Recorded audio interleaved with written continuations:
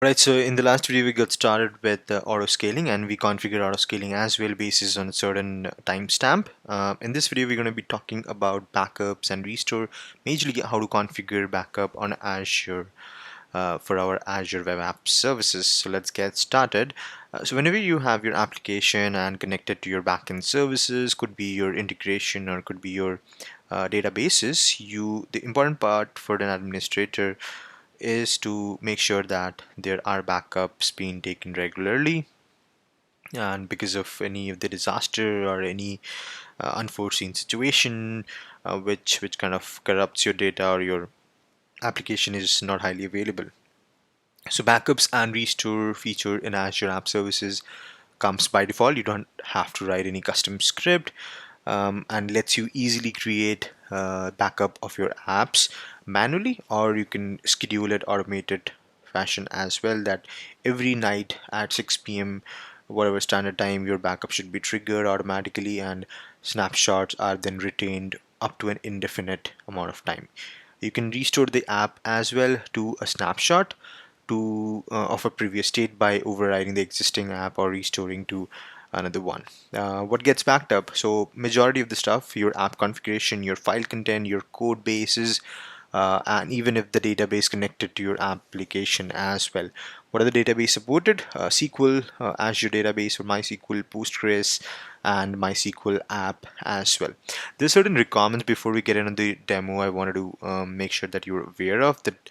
The requirements and limitations are that the container which needs to be wherein all your backup would be sitting, the storage account needs to be in the same subscription, so make sure they're in the same subscription.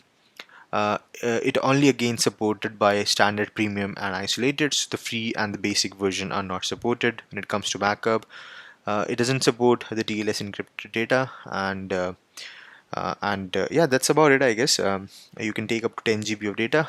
Beyond that you will get an error, so you could always take a partial backup of your data beyond 10 GB. So without further delay, let's get started. So backup is not configured at the moment. You could just simply go to the backup on the left hand side beneath the setting of your app, click on the backup is not configured. It's going to ask you for a storage account. If you haven't got any storage account, in this case I haven't got as well, I'm going to create a storage account where all the backups going to be sitting into code red web app. Yeah, this name is available. Want to make it standard, pretty generic one, should suffice our requirement, and that's going to initialize the deployment. So make sure you have got your storage already set up, and that's where your all your files and the backup data would be sitting in. What are the primary backup data? It's majorly the zip files of your code and the configuration and all the DLLs generally. So if you've got your Go code, if all your test scenarios and or your application file, the images from where it's coming from, all the configuration, app level configuration, the zip contains, and the XML and a backpack file as well. The storage account is created. I'm just going to select the storage account. I'm just going to create a container as well. App service backup, click on create, and that's been created. I'm going to select this container, and yeah, that's been selected. I'm going to schedule, I can give a schedule as well, that every day perform backup every 1 day. You could put an hour as well. For the sake of simplicity, I'm going to keep it as a days, starting from today. After like what, after like 20 minutes, so I'm going to give it as 20. And retention days, you can keep it as long as you want. Generally you don't keep it forever, so give it a time set. 30 days is generally a decent timestamp. And then a backup database, yes, if you have any connection string in the backup database connection, you could do that as well. Hit on save, and yeah, that's about it. You could always download the backup as well. The backup is going to be configured after few minutes, and then you'll be able to see that you get a notification as well. Okay, backup configured, schedule backup going to be started in next few minutes. and it's going to happen every day. So as soon as you have your snapshot, you could just go ahead and restore that as well.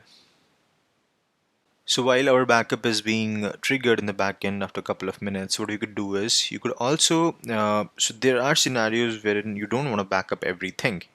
There are some files, folders, static images, log files which you don't want to backup. In this case, what you can do is you can exclude those files and folders from being stored into your backup. To exclude that, how do you do that?